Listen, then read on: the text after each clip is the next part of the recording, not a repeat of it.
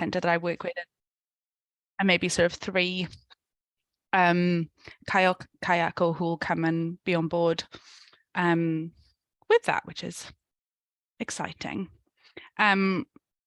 So I wanted to talk a bit about coaching and SLT, because this is probably the part of my research that really resonates and is part of what we do every day as AAC SLT practitioners. So a lot of the research is really showing us that coaching is one of the most powerful tools we have in our kitty as SLTs. And that coaching is really reliant on collaborative working and strong relationships between SLT and kayako, and really looking at upholding the value of whakawhanungatanga.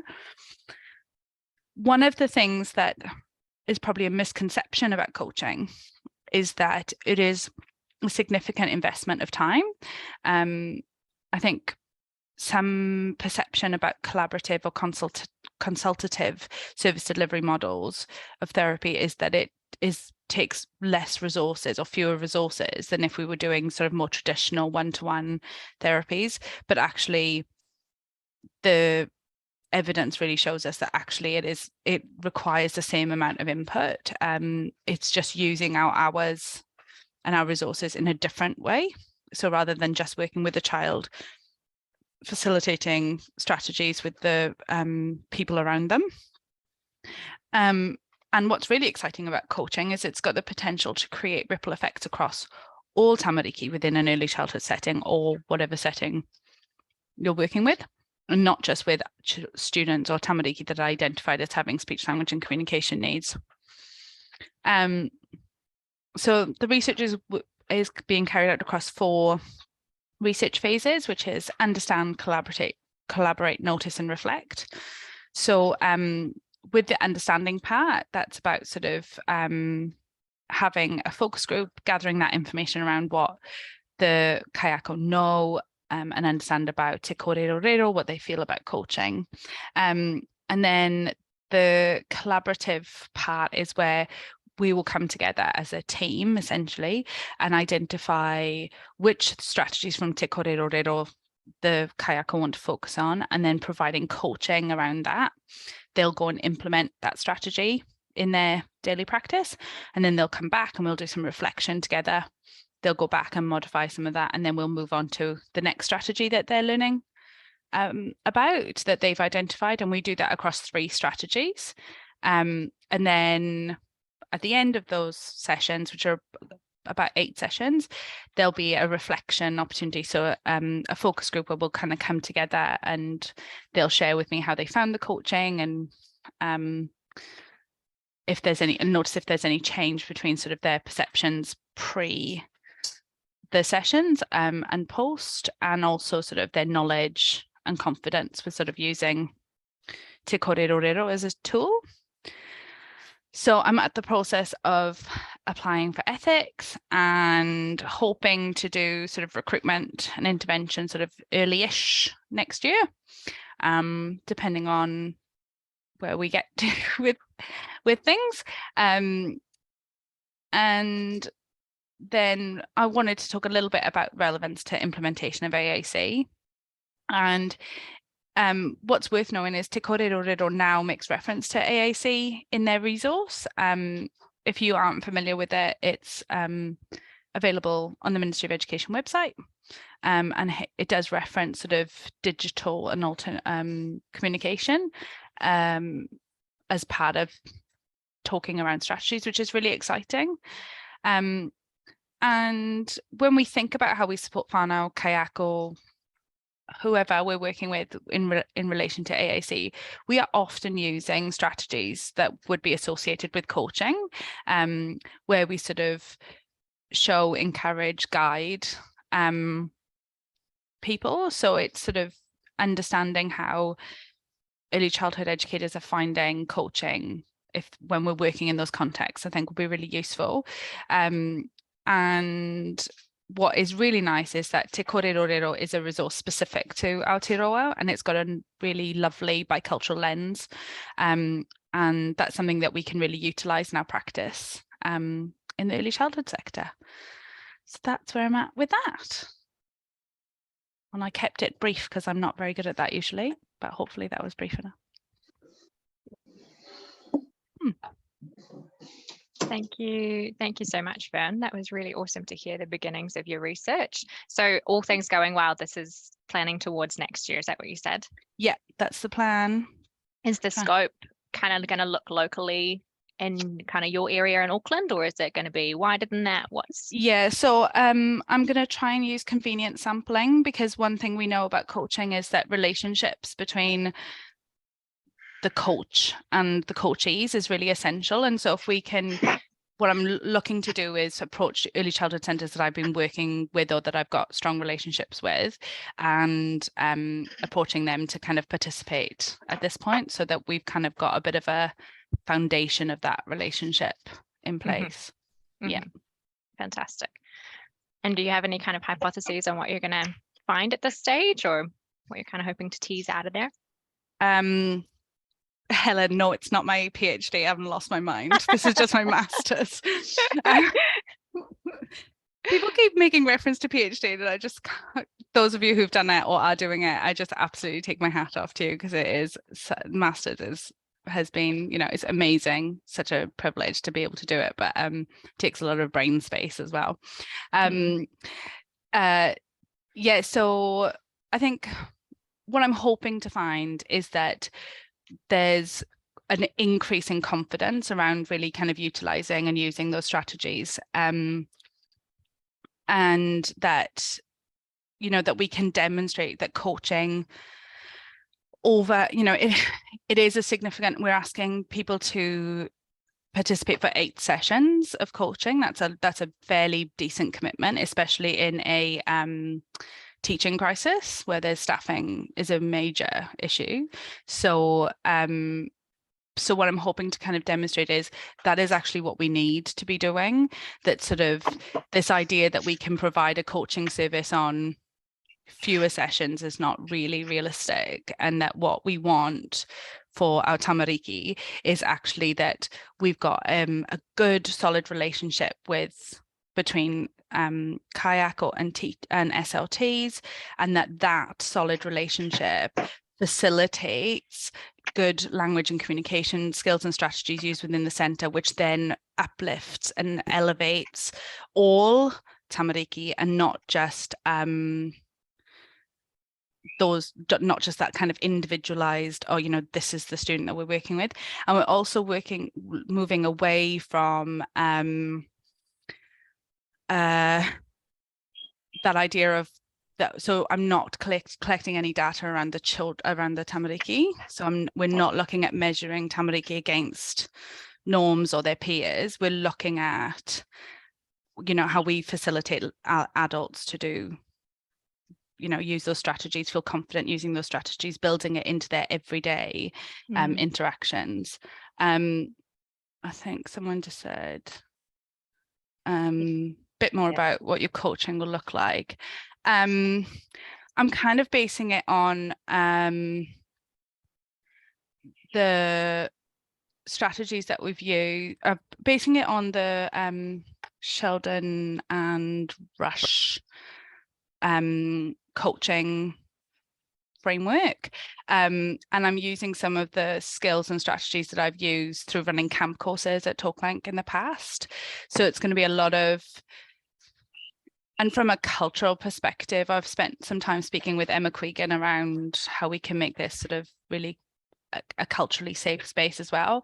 And it's, so for me, the important part is sort of having that whakawhanongatanga and that togetherness and that relationship, and then talking with each other around, tell me what's working well, and then what do you think would happen if, and kind of supporting kayako to see for themselves how they can actually run with the strategy, and there's the potential to also have the other participants step into that coaching role as well, because what I would love to happen is that when I leave, that they have a culture of coaching one another and facilitating one another and recognizing and identifying one another when they're using really good strategies, so that this can be a long-term impact on that center.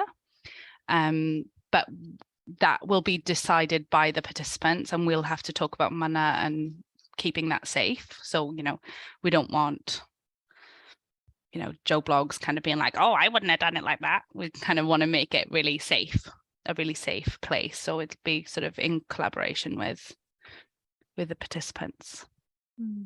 Yeah. Wonderful. Thank you so much, Fern. If anybody else has a question, feel free to pop it in the chat or pop your hand up. And we can always have time at the end to kind of spin background if there's anything that hasn't been asked yet. But thank you so much for your time, Fern. That was fantastic.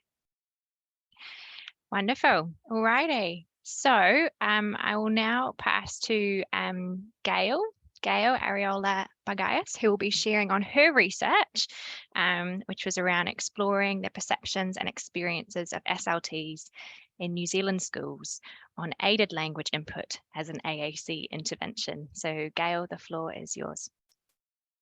Thank you, Brianna.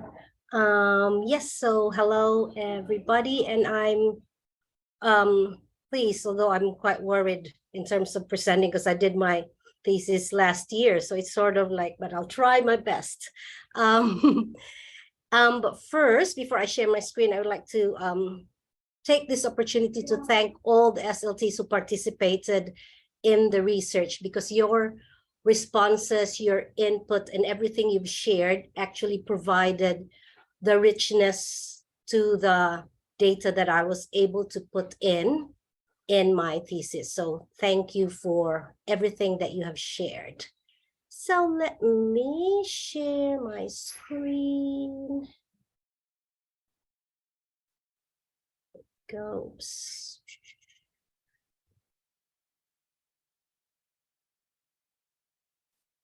Okay, so as Brianna said, this is about the perceptions and experiences of New Zealand school SLTs on aided language input as an augmentative and alternative communication intervention.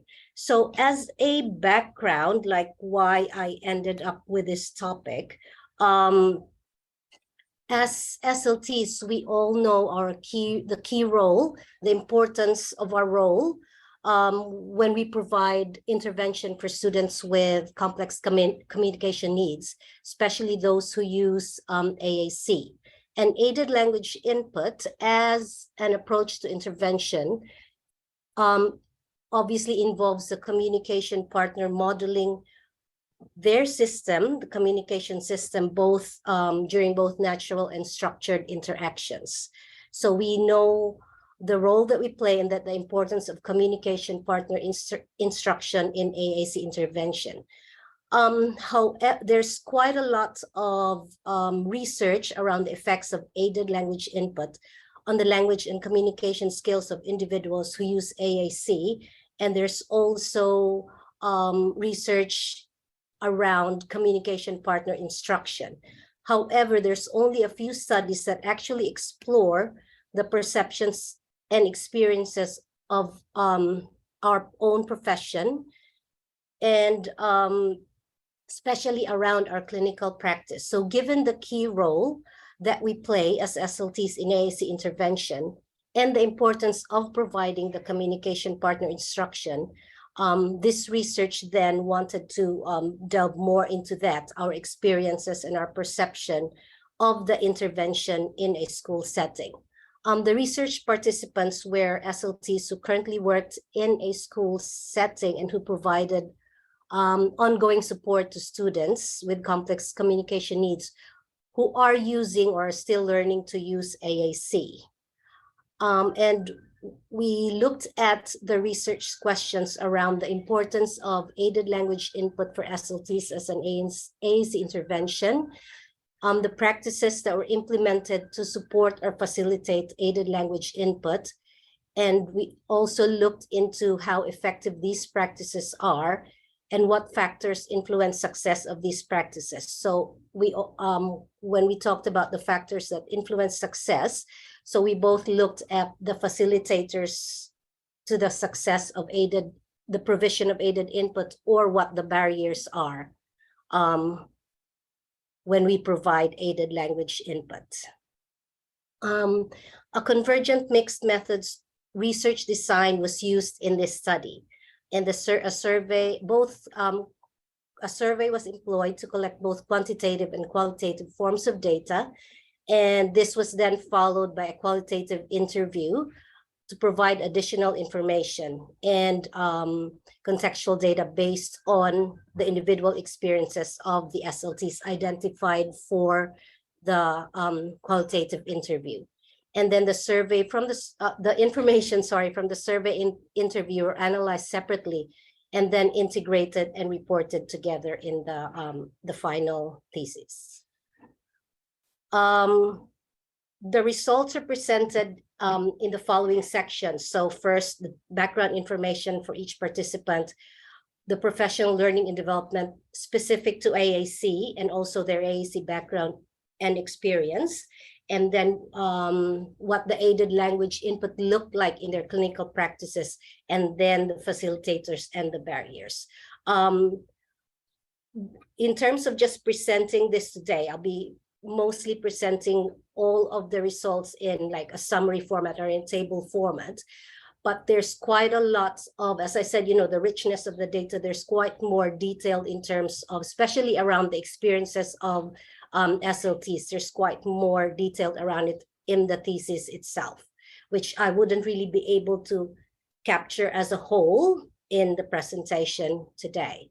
So there were 47 SLTs who participated in the initial survey, with the education levels ranging from the bachelor's with or without honors. There were those who had master's degree either in the master's practice or the research, and also those who had postgraduate certificates. And the work, in terms of work context, it was varied. So there were those who were in special school. I also had some who were from the ministry and Talkling Trust, and also private practice. And there were also contractors for ACC. It was all the ones who would have had, say, 2 part-time jobs. They were also counted in whether they were ministry and also as a contractor. So it was also counted into the background, the work where they were in. Sorry. So the work experience that were reported by the SLTs ranged from those who were just new graduates up to those who were 15 years and above, with mostly those around the 10 to 15 years work experience as an SLT.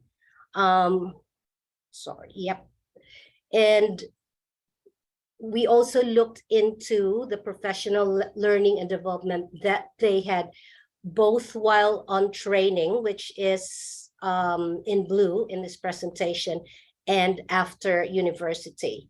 And as you can see from this, there were a few who had a course or just a paper on AAC and maybe 1 or 2 lectures.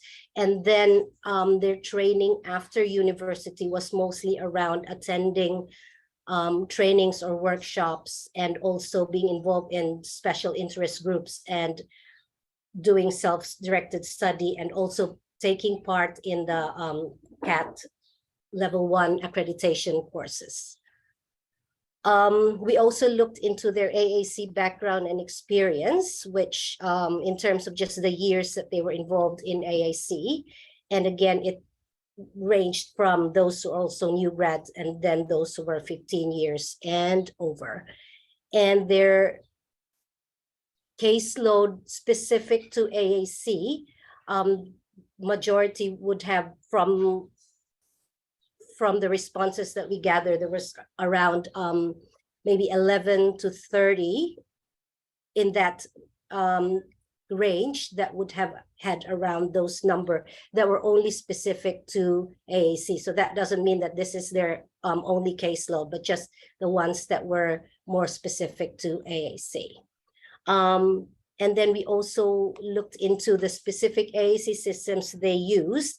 During the time that I had this survey, the pod was still available as a separate one when they had the pod for Compass. So the pad that is now currently in the SNAP Plus Core is not included in the list when I did this survey. So it was still during that time. As you can see, there's quite a few who were using either core vocabulary books or the touch chat and the Proloquo, and then a range of other systems were also used. And when using these systems, we looked at how competent, like a self-rating in terms of how competent they were when using the AAC systems that they had in their setting. And we also looked into how aided language input was provided in their own setting, whether it was in school, in a special school, or in mainstream schools. So they reported providing direct intervention with students in a one-on-one setting. There were also others in small groups, and there were people who SLTs, who also provided their intervention using the consultative model, and others reported some other means of implementing aided input, which they were saying, like whether it was in training or providing the visuals or the resources. And they also reported providing aided input, not just for the students, but also to the teachers and working with classroom staff and other school staff, also working with parents and caregivers and with peers.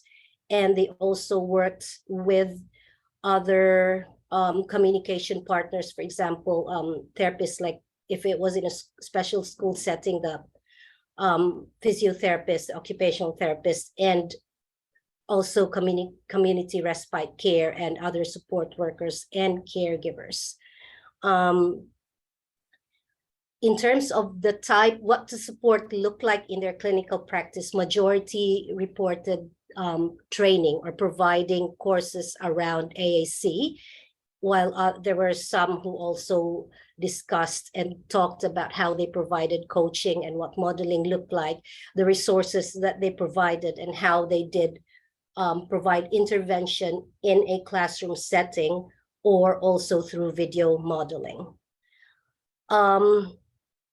All the SLTs who responded to the question of how they've felt the importance of aided language input, all of them said that it was important. It was just in varying degrees. So no one actually said that it wasn't important at all. And majority, as you can see from this graph, that they feel that aided language input is extremely important. And the reason why they were saying that it is very important was it was evidence-based, and they feel that it definitely provided support in terms of language learning and development. It supported the students' receptive and language development, and using AAC also as a means of communication would support that language development. And through aided input, they felt that they were able to support the student and even the classroom staff and teachers when it comes to learning how to operate the AAC system, and also supporting the communication partners, not just the operational side of things, but also how to interact with the students, and providing the means for the student to communicate for different reasons. We also asked the question around what they would expect the communication partners when we provide aided language inputs. And majority was saying like they just want them to set achievable goals so that it's not going to be too overwhelming to and as you can see here, the example of responses would be like even choosing at least one word or concept that can be modeled a number of times throughout one day, and to just give it a go, and also to really be prepared to put time in, because as we all know, it's not just like, okay, we do this now and then it works. We really need to put the time in and it can be over an extended period of time. And to always make the system available. And we've always been harping about this, that the AAC system should not, the whole thing about not staying in the cupboard, or it only comes out when the SLT walks in the classroom. So that was really one of the main things that they said, that the system has to be available and be free to explore the system, and to also ask for help and communicate with the AAC. And also that whole acceptance that the AAC system is a student's way to communicate, it's their means to communicate with others. And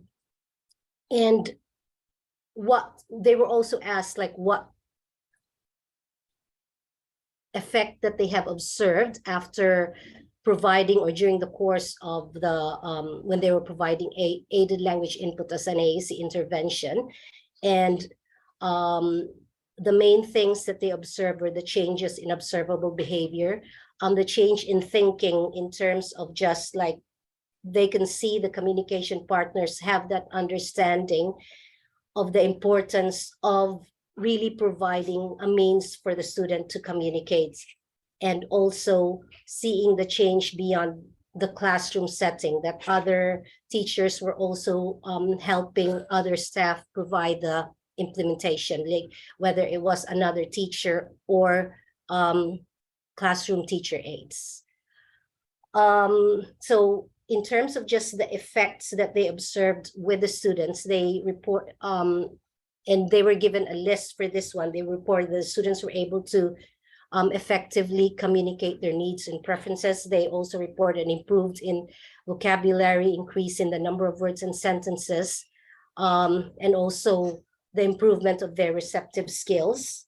And also for the students to now, they were now able to learn to use AAC for more than just requesting, just for different purposes, even to just complain, and not just to ask for a cookie. And they also reported other effects that were really around the improvement of their social skills and the use of the AAC system in a classroom setting when it comes to shared reading, improvement of their literacy skills. There were also reports of changes in a student's confidence levels and the reduction of their frustration levels. And also there were those who reported that there was even an improvement in their actual speech skills when they were using AAC as a means to communicate. How am I for time, Brianna? Am I still within the time? Yeah, you're okay. good. Yeah, all right, thank you. So now we're just winding down to the last two bits around facilitators and the barriers to communicate. The barriers to successfully providing aided language input. So a lot of the facilitators that the SLTs reported were around the actual AAC team members' characteristics, their attitude towards the use of AAC, and also around the understanding of AAC as a means of communication. The time involved was definitely a facilitator. Like if they had the time to sit down and interact with the student, was really a facilitator to be able to successfully provide that intervention. And also they talked about the training needs, the number of staff, and the staff support. So it was around the number of teachers and teacher aides in the classroom who were there regularly to support the student. That was a big plus in terms of just being able to successfully implement the intervention.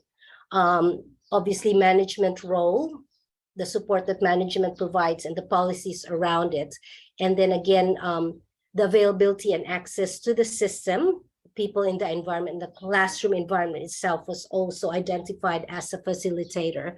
They also looked into the skill level of team members and the SLT's role in the intervention.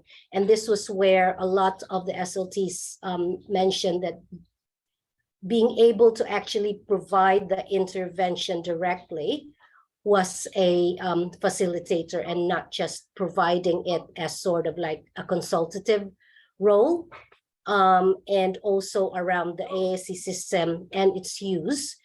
And I think this was around, even though they know and they understand that not everybody can have the same, in a classroom setting, for example, of like 7 students, even though they can understand that not all of them will have the same system, like not all of them will have touch chat, for example, they still reported that having a good number of students that would have similar systems would still be helpful when providing that intervention.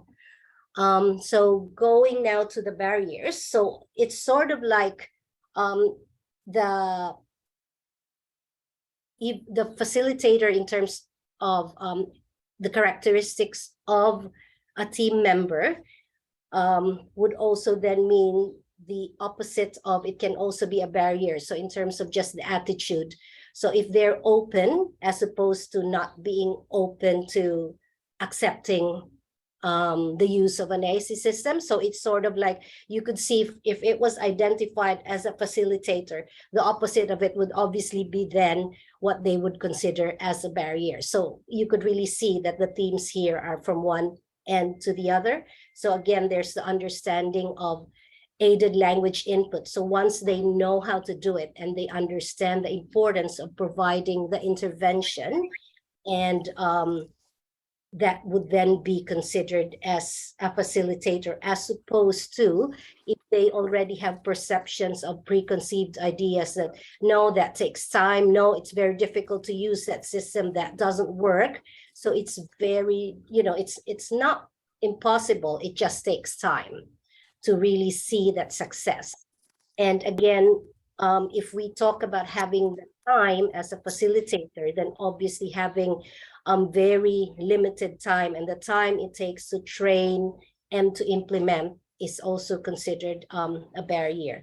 The staffing issues and staffing training, it was around, especially in a school setting where sometimes teacher aides frequently change, or they change, there's quite a high turnover of teacher aides, and you've already trained one teacher aide to work very closely with the student. So that was an example of the barrier that they discussed during when it comes to staffing and staff needs. And also around, there's very limited management support, and the classroom and the family situation doesn't really have that environment where natural interactions happen, and there's quite a lot of communication opportunities that are being provided. That was definitely counted as a barrier to the effective provision of the intervention. They also talked about the skill level of team members, especially if they're not really, not just tech savvy, but also around the use of the AAC system, if they're not very familiar with LAMP, for example, or if they don't really know much about Proloquo. So that means there's still a longer time that they need to be able to learn that system. And again, the SLT role, and I think I mentioned this before, there was quite a lot of discussion around whether it's direct intervention or consultative role, and how that can affect the intervention that we provide, and how effective it could be when it comes to aided input. And again, the AAC system, the trial period, which is around 2-3 weeks at most, was considered by some as a barrier because they felt that it was too short. And also there's the equipment issues, especially around those who are not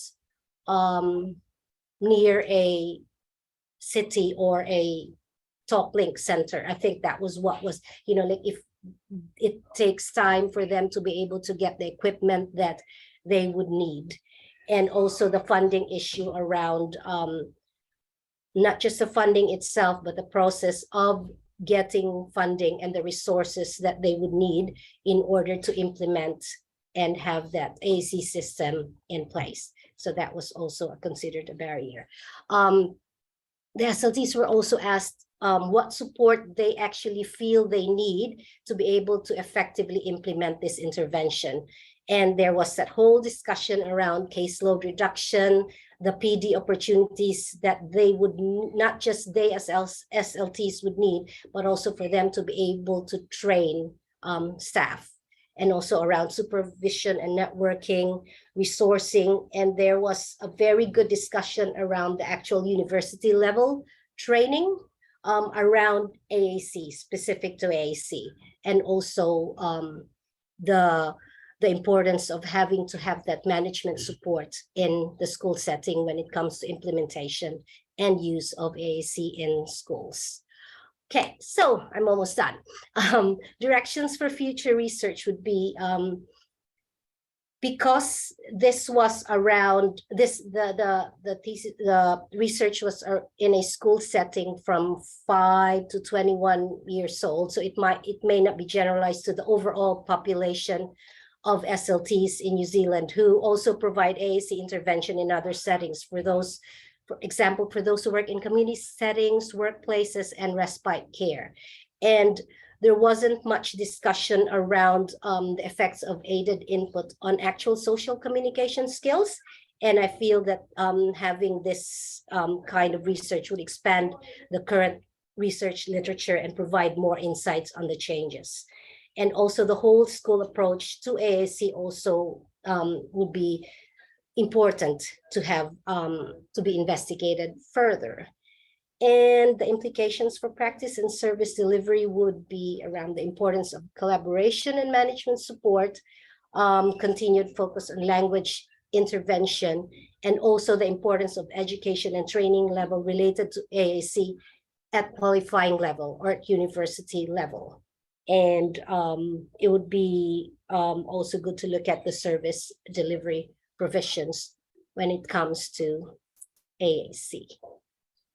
And yes, I think that is me. Sorry, it was sort of like a resume kind of thing, but a whistle stop tour. That was fantastic. Thank you so much, Gail. Amazing to hear about all the information that you've managed to gather from that and then synthesize it all for us in such a concise way. Thank you so much. Hey, if people have questions, pop them in the chat. Meryl, who's going to be sharing with us next, her research kind of dovetails a little bit with what Gail has been talking about in some way. So there may be opportunity for those questions to kind of be similar at the end. But just for these last few minutes, I'm just going to pass over to Meryl now to share about her research, which was looking at the home and school collaboration, but more looking at that bilingual side to enhance AAC use. So I'll pass over to you, Meryl. Thank you. Right, and don't you love it when your presentation doesn't want to work? That's okay. Do you know what I'm going to do? I'm just going to talk because we don't have time for technical issues. Oh, here we go. It's opening. Yay. One moment and I'll be right with you. Just take a stretch, sensory break, wriggle around a bit in your seats, practice your self-regulation strategies. And here we go. Let me see if I can share it. Yay! Here we go. Slideshow. Awesome. Okay.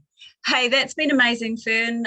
Hearing around the work you're doing, re-coaching in early childhood and AAC, and Gail, and in terms of aided language, there's so much overlap, so much content that you've had to share with us in a short time, both of you. I'm going to do a whistle-stop tour of my study and research project, which was, in the area of enhancing AAC engagement through dual language strategies and homeschool collaboration, and with the wonderful support of Sally and Liz. I guess this came about, I might just kind of go for a short story form. It came about in part because of most of the children in the setting where I work. I think 80% English is not their first language. That is replicated in our centre with the students that we work with who have complex communication needs. And you will all have experience on your caseload of children or adults who also have this challenge around, they're not just trying to learn one language, they have many language environments that they're living, doing life in.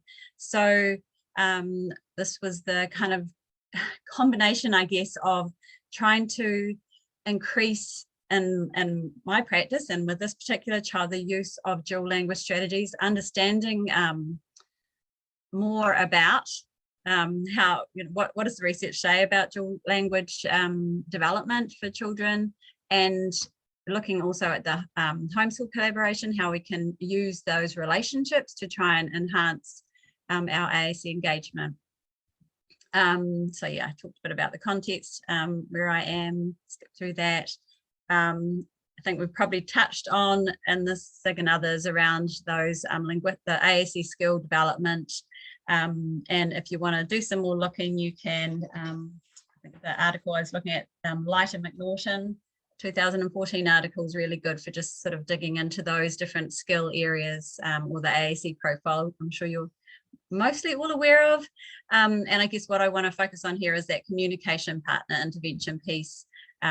And I think one of the things that stood out to me in this, and I think both of the previous presenters, is we're trying to build capacity of our communication partners. There's plenty of barriers, but we're wanting to focus on facilitators and how can we increase people's confidence and competence in using AAC, both the child or adult who requires AAC and the people around them, their communication partners. I guess this is just a little bit around the literature, exploring the literature around how do we collaborate within AAC teams, and again, perhaps focusing on the bottom one there, the child and family focused interventions. I am a monolingual person who has an interest in other cultures and in how people do life, but I think one of the key things in my learning around this was this rangatiratanga, that kind of being aware of myself and what I don't know, and because I don't know a lot, it's really coming into that child and family as experts and utilizing or engaging with other experts around that language and culture in your community and the child's community or adult's community. This is where I could spend quite a lot of time, I feel, but anyway, I think it was really good learning for me around so dual language learners, children, I guess this is a term that embraces children that are both simultaneous language learners, so which we consider children who up to 2 years, they're learning more than one language alongside each other, versus those who might learn one language at preschool and then come to school and they're exposed to English and they're learning those languages sequentially, I guess. Dual language learners, for most of our children, that kind of embraces where our children sit, and it's sort of a broader term. I guess some of the key strategies for this is that our strategies for the advantages of using more than one language in our intervention in general with language needs, and definitely for our children who have language needs. There's some emerging research. I guess the challenge around this area is not a lot of research.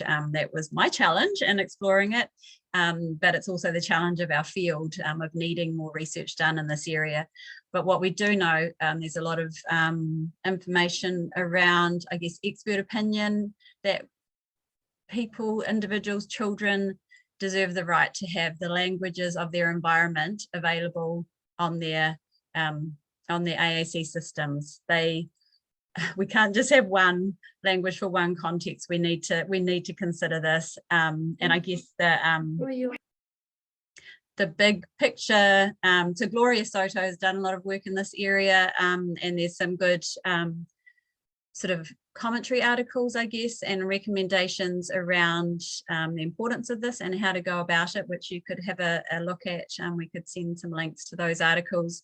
There are some of the research that we looked at also was around children with language, not who use AAC, but who have language needs, who have a range of different conditions or challenges, and comparing monolingual versus bilingual input, those children were at the same measure. So there's no disadvantage to any of our children to be being presented with the key words or the phrases they're learning in the languages of their different environments. Right, so how are we going for time? Lost track. We've got 4 minutes. I'm just going to jump to the takeaways. So there were some really good findings. I think we've already talked about, you know, when you have that targeted aided language input, whether that's in for a child that just speaks one language or across languages. And the child that I worked with, so it was a case study approach. I forgot to mention that, Sally, sorry. So it was just one child at the center of the research with a team of the parents and the child around him. The intervention involved, I'm going to go back, sorry.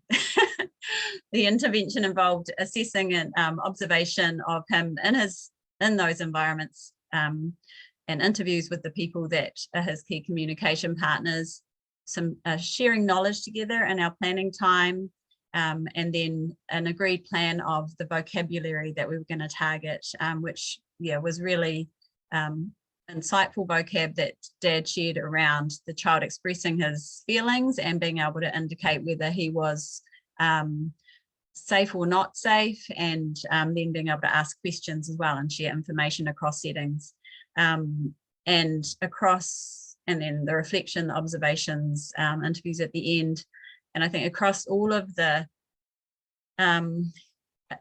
as Gail sort of already mentioned, to see that increase in understanding and use of the language or the languages that were used on the system, his use of L1 and increased engagement with peers around that. It was so nice to see the interest of his peers in learning the words that he was sharing with them in class.